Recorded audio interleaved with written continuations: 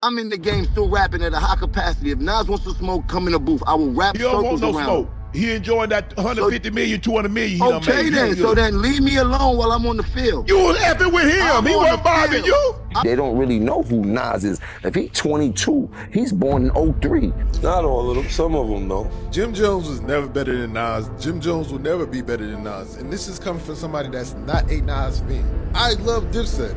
I love the Diplomats. I love Bird Game. But we not about to start rewriting history because Jim Jones got confidence. Jim Jones pulled up to Shannon Sharp's podcast and dropped a wild claim. He said he's more influential than Nas. Not just relevant, more important to the whole culture. And the moment he said that, everything flipped.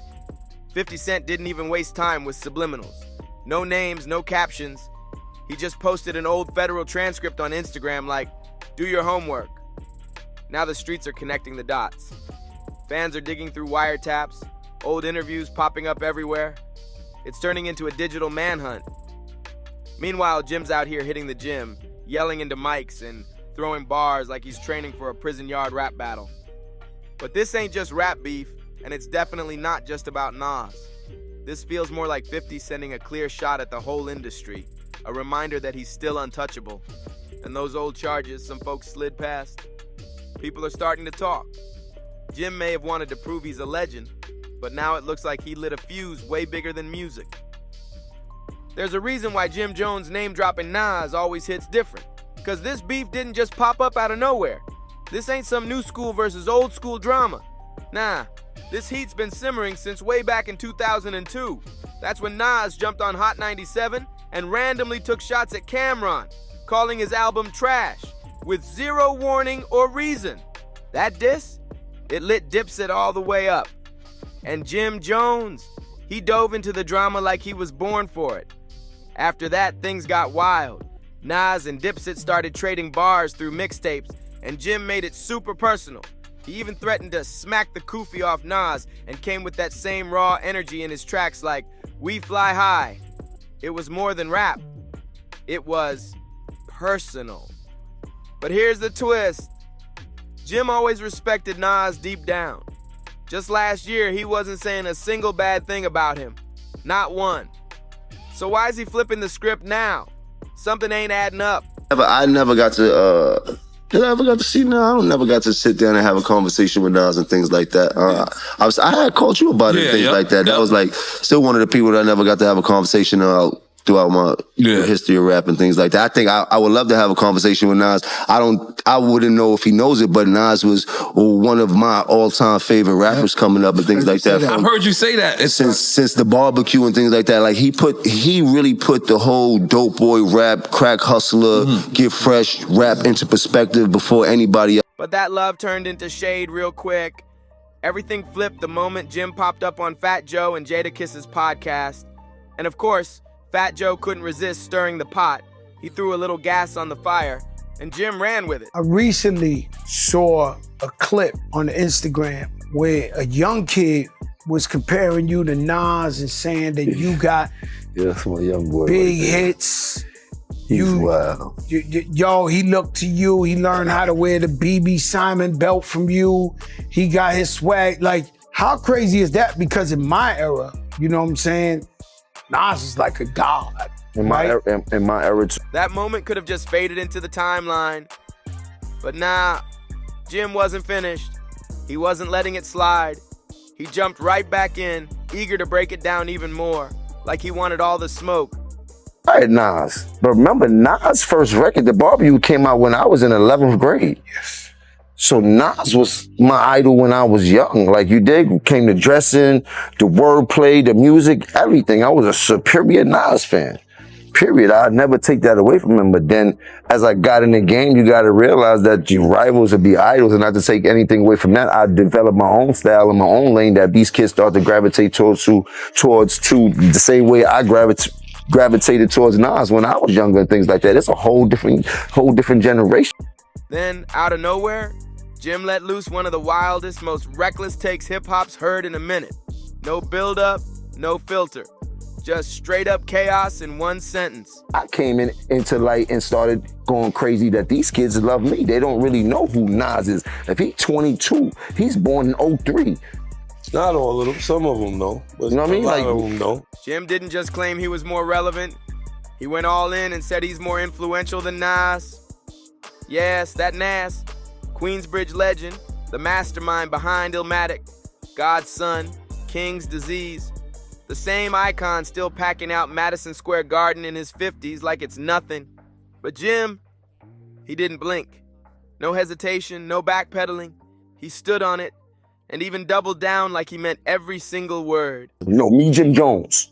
No diplomats, no nobody else. Me, Jim Jones. Check my track record. Then check everybody else's track record. Then go to the billboards and check all my entries. Then check all them entries and and I'm not taking nothing away from nobody. But I hear the comparisons and then be trying to act funny when it comes. No, I've been spanking a lot of this about the industry. I've been putting on. That interview didn't just stir the pot. It straight flipped it over and lit it on fire before the smoke even cleared. Right after that chaos, Jim popped up on another platform, this time on Shannon Sharp's Nightcap. He pulled up with Chad Oshochenko, ready to stand on his words, and instead, he poured even more gas on the flames. Jim tried to explain his comments, but it only got messier. Shannon wasn't about to let it slide either. He kicked things off by saying, Can I ask you a question, Jim? Mm-hmm. You smoke, right? Yeah, Were you smoking when you said you better than Nas? I might have been a little bit. but what Jim said next, it made fans literally hit pause on the episode. Jaws dropped, comments flying, like everyone needed a second just to process the madness. I'm way more influential than Nas, and I don't care what nobody say. I know I made a little boo-boo when you talk about the sales and all this type of. I don't feel like getting into that rhetoric about where I started and where he Well, started. you said that but listen, Nas was nice when I was in high school. When I was in 10th grade, Nas came out. Nas was dope. We appreciated him. He had a little bit run. Just when you think Jim's done stacking resumes and throwing shade, he drops another hot take out of nowhere.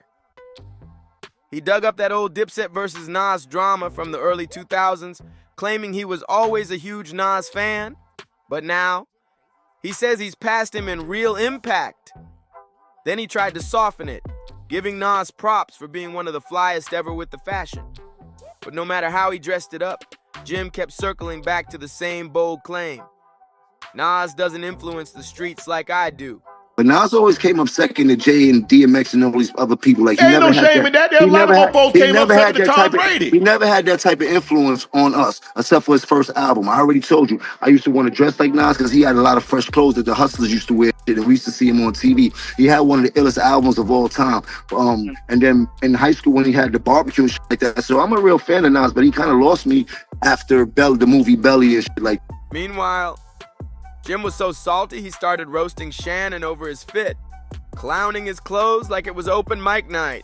Bro, you been at this thing, but lyrically, I'm gonna keep it a stack with you. Yeah, Y'all but look ain't how you effing with dress. Nas. Look how you dress. You don't even be in the same places I be in. And the But things that we listen to, I can be in the church house. You can't F with Nas lyrics. I don't know who told you that. Now look, I know you on that good stuff, but you not seeing Nas. Oshochenko was just sitting back, watching the chaos unfold like a front row seat to a heavyweight match. You got a bunch of 40 and 50-year-olds in their panties because I said I'm better than It don't Nas. matter. Look at you. Look at you. Nobody from Dipset gonna take you over Nas. Nobody from the Diplomats but you. I got Hold on, Jim. Hold on. That shirt too tight. Hold on. That Jim. shirt too tight. You want to go back to I really mean it? I really mean it started. We could go back to the history, bro. But you didn't even Don't do say that, bro. Then things really popped off. Jim accused Shannon of only inviting him on for clout and clicks. That set Unc off. Shannon exploded, and the whole vibe shifted real quick.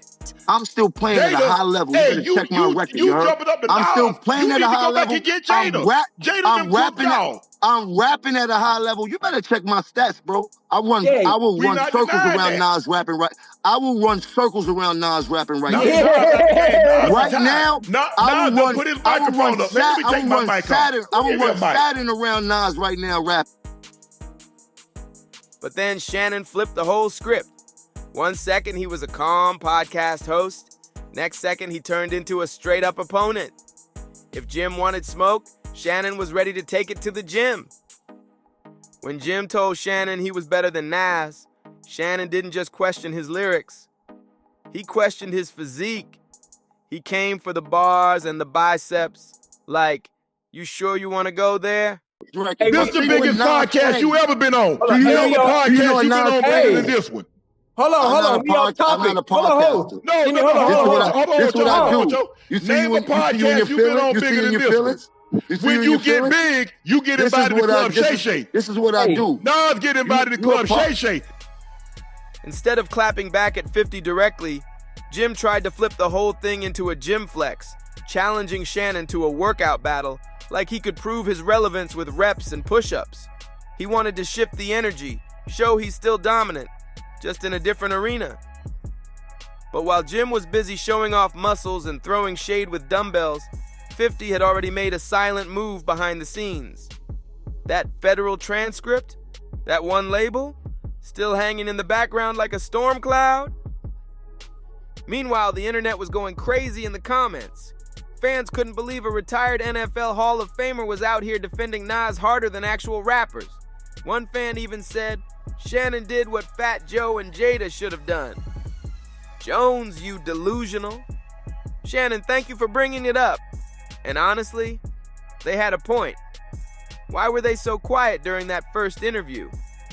But while everyone laughed at the chaos, 50 wasn't amused. He'd been watching everything from the shadows. And just when folks thought it couldn't get more ridiculous, boom! Fans brought back that clip and things turned petty real quick. You gotta start buying baggy your clothes, big fella. You too big, man. You talk about you in the gym. Now you want me to see me in the gym? Oh, we can do Since that. you like to talk that ish, now come see me in the gym. We talking about come working out. Me in the gym. We talking about working out or strength? What you talking about? Working out or strength? Work however you want to do it. We talking about since you got money. And we talking about put your money where your mouth is. So you talking about working out? I burn you. You talking about working out? I burn you. You talking about working out or strength? Because you probably can lift a lot more than me. Whatever. You're bigger than me. You're probably stronger than me. Whatever. But if you talk about working out, I burn you. This ain't what you do. This ain't what you want. You are doing good when you talk about Nas and Jada. You don't want to see this. That's the ultimate disrespect right there. Jim didn't just get curved by Nas back in the day. He got straight laughed off the stage. And now in 2025, that same energy is spinning the block all over again. But it didn't stop there. While Nas kept quiet and Shannon hit the gym like he was training for the Super Bowl, someone else had their eyes on the whole circus, 50 Cent. And the second 50 caught wind of Jim's better than Nas comment, he didn't blink. He just laughed like, oh, word. Then he went deep into his endless petty vault and pulled out one of the wildest receipts in hip-hop history. With one caption calling Jim Individual 1, 50 threw gasoline on an old rumor and lit the timeline on fire. Because real ones know, Individual 1 ain't just some shady nickname, it's a federal tag straight out of the Tekashi 6699 case. Back in 2018 during the 9 Trey Bloods trial, prosecutors played a wiretapped call. In it, someone allegedly told gang members to violate Tekashi for snitching. Jim's name was never mentioned in court, but the mystery voice was labeled as Individual 1. His voice was never confirmed and he was never charged.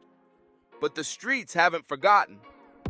But the streets, the blogs, and especially 50, they never let that moment die. Now with Jim puffing his chest on podcasts and trying to bait Nas into a rap clash, 50 saw the perfect moment to strike. Just a little reminder, the streets got long memories. So what did 50 do? He went back into his savage IG vault and reposted a meme he once deleted quick. The one that read, "So that's why they ain't pull him in?" That one post had everybody saying, "Say it ain't so, Jimmy." But it got, honestly, I can't, if it was like Jim Jones, imagine putting a pen to paper to write about him. He was so nice. He was so nice about him. How did you do that? What's the first sentence? What the fuck do you write about him? I'm not anxious to hear the Jim Jones diss record. I'm like, yo, the used to have nervous was like B.I.G., Pac. Right. Even Cannabis, like Eminem, the used to have you like, if we go at it, dog, we gotta go hard. You know what I'm saying?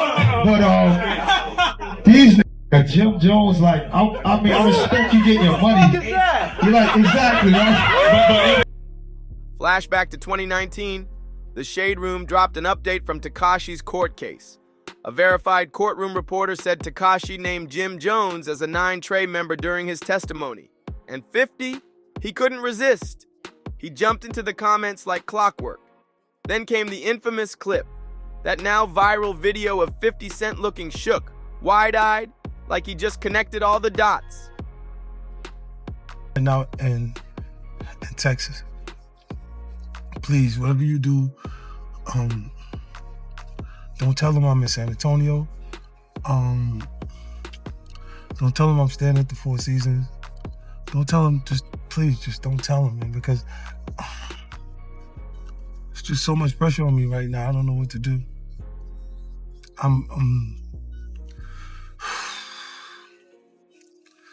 50 literally typed out, "I'm afraid for my life." I mean, Jimmy is gang. The internet was in tears laughing. But Jimmy? He was definitely twitching behind the scenes. But here's where it really flips. Because 50 didn't start this smoke over Nas.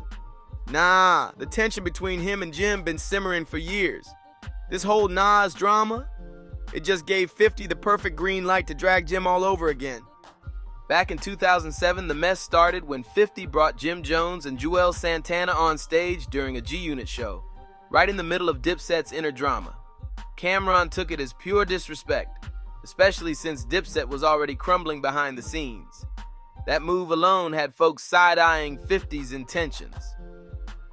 Fast forward to 2019, during the Tekashi 6699 federal trial, prosecutors played a wiretapped phone call where someone, allegedly Jim Jones, was labeled as Individual 1.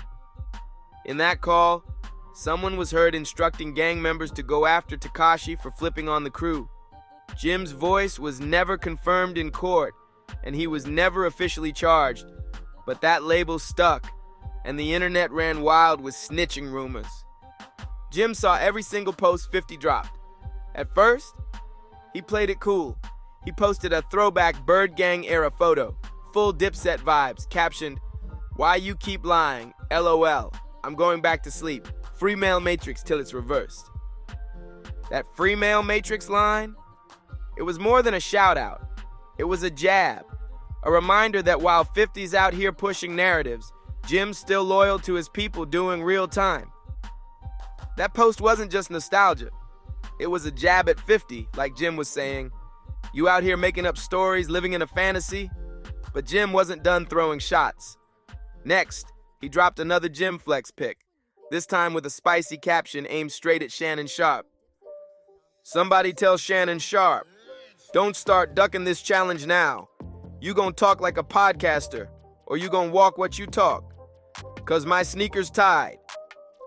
He doubled down hard, saying, "You already challenged me in front of the world. Might as well finish the job, champ.